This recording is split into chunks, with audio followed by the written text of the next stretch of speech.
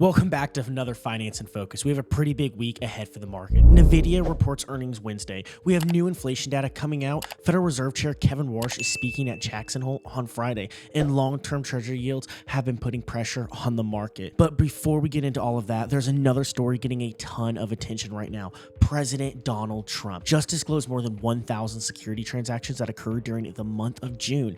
And if you've been on social media, you have already seen the headline. Trump traded more than $260 million in a single month, but the headline needs some context. So today I want to break down what's actually disclosed, what Trump's portfolio was buying and selling, and then we'll get into everything else you need to know about the markets this week. So let's get into it. Donald Trump recently filed what's called an OGE Form 278-T. Basically, certain senior government officials are required to periodically disclose reportable transactions involving securities, and Trump's latest filing disclosed 1,051 transactions during June. Yes, more than 1,000 transactions in 1 month. More than 550 were purchases and more than 450 were sales. But here's where this gets interesting. You've probably going to see headlines saying that Trump's traded approximately $263 million. Technically, we don't know the exact number. That's because these government disclosures reports transactions using ranges. So instead of saying someone purchased exactly $1.7 million of stock, the filing might simply report that transaction was somewhere between 1 million and 5 million. When you add up all the minimum values and maximum values from Trump's disclosed transaction estimates, but the total activity somewhere between approximately $78 million and $263 million. So yes, potentially $263 million. But we should not say that Trump's definitely traded that amount. That's the maximum based on the reported ranges. And I think that distinction is very important. Now let's look at what's actually being purchased, because there are some very recognizable companies on this list. The filing included purchases of Berkshire Hathaway, Visa, MasterCard, and Cintas. There were also significant sales. The filing included sales of Meta Platforms and Motorola Solutions in the $1 million to $5 million range. And one of the largest transactions disclosed was the sale of a Vanguard dividend ETF. The transaction was reported somewhere between $5 million and $25 million.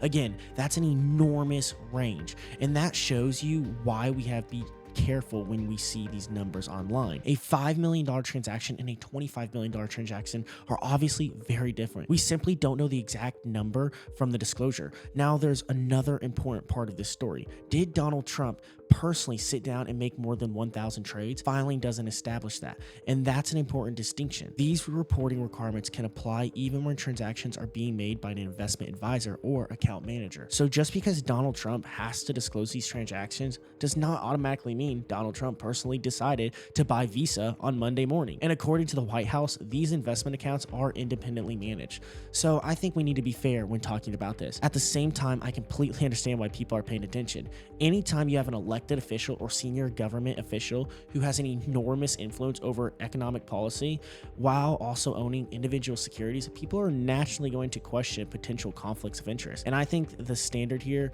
needs to be extremely simple. Now, there's one number here I think that sounds crazier than it actually might be. 1,051 transactions. Think about it. There are roughly 20 trading days in a typical month. At first glance, that sounds like somebody is sitting behind a computer making dozens of trades every single day.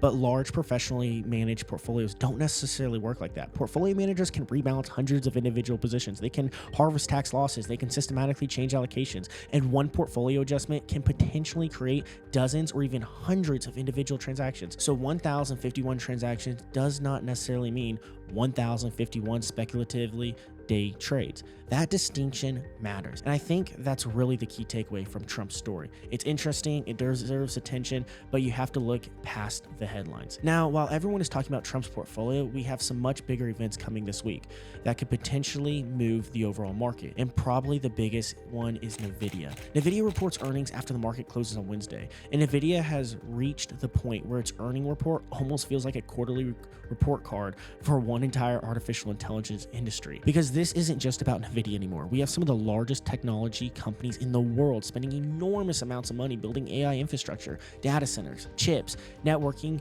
power, cloud infrastructure. The amount of money flowing into AI is massive. So investors aren't just going to be looking whether Nvidia beats earning estimates. They're going to be listening very closely to what management says about future demand. Are companies still spending aggressively? Is demand for Nvidia's newest chips continue to grow?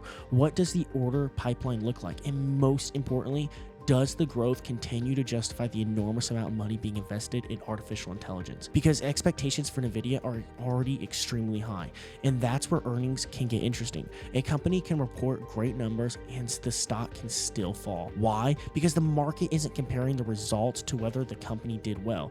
It's comparing the results to what investors already expected. And when expectations are extremely high, sometimes great isn't good enough. That's why Wednesday could be important, not only for Nvidia, but the semiconductor technology stocks, the NASDAQ, and potentially the overall S&P 500. But Nvidia isn't the only thing we're watching. The bond market has become increasingly important. Long-term treasury yields have moved significantly higher recently. And if you've watched Finance Focus before, you know why this matters. Treasury yields affect borrowing costs throughout the economy. Mortgages, business loans, corporate debt, and they also affect stock valuations. Think about it this way. If government bonds are offering investors increasingly attractive yields, stocks have to compete with that. And this becomes especially important for expensive growth companies. A lot of their valuation is based on profits investors expect them to generate into the years. When interest rates rise, those future profits become less valuable in today's dollars. That's one reason rapidly rising yields can put pressure on technology stocks even when those companies are still growing. And that's exactly why the Federal Reserve is going to be so important this week. Federal Reserve Chair Kevin Warsh is scheduled to speak Friday at the annual Jackson Hole Symposium, and markets are going to be listening to basically every word because investors are trying to answer one major question: where do interest rates go from here? The Federal Reserve is still dealing with inflation. They're watching the labor market, they're watching economic growth, they're watching financial conditions, and they're watching what's happening in the bond market. Warsh doesn't necessarily need to announce some massive policy change on Friday. Sometimes all it takes is a slight change in language. If investors believe the Federal Reserve is becoming more concerned about inflation, interest rate expectations can change almost immediately. Treasury yields can move, the dollar can move, and stocks can move. On the other hand, if investors interpret this comment as being more patient on monetary policy, you could see a completely different reaction. And before we even get to Jackson Hole, we're also getting into another important piece of economic data: PCE inflation, the Personal Consumption Expenditure Prices Index. This is one of the Federal Reserve's preferred measures of inflation. And considering everything happening with interest rates right now, this report is going to matter. If inflation comes in hotter than expected, that could increase concern that monetary policy may need to remain tighter. If inflation comes in cooler than expected, that could potentially relieve some of the pressure. But again, we're less interested in trying to predict numbers and more interested in watching how the markets react to it. Because when you put everything together, this is a very interesting week. We have more than 1,000 transactions disclosed through Donald Trump's investment accounts getting national attention. We have Nvidia earnings potentially giving us another look at the strength of the AI boom. We have new inflation data. We have long-term treasury yields putting pressure on financial markets. And then we finish the week with Kevin Warsh at Jackson Hole. There's a lot of potential market moving information packed into just a few days. So here's what we're watching. First, Nvidia, not just whether they beat earning estimates, but what management says about future AI demand. Second, treasury yields. If long-term yields continue moving higher, pay attention to how growth and technology stocks respond. Third, inflation. And finally, Kevin Warsh, because his comments Friday could potentially reset expectations for what the Federal Reserve does next. And going back to where we started, yes, Trump's financial disclosures is interesting. More than 1,000 transactions in a month is obviously going to grab people's attention. But when you see somebody online saying Donald Trump personally made 1,051 trades worth exactly $263 million, that's not what the disclosure actually tells us. The transactions are disclosed using ranges. The estimates aggregated actively falls between roughly $78 million and $263 million. And the disclosure itself doesn't establish that Trump personally selected and executed each individual investment. Those details mattered. And that's exactly what we're trying to do here in Finance in Focus.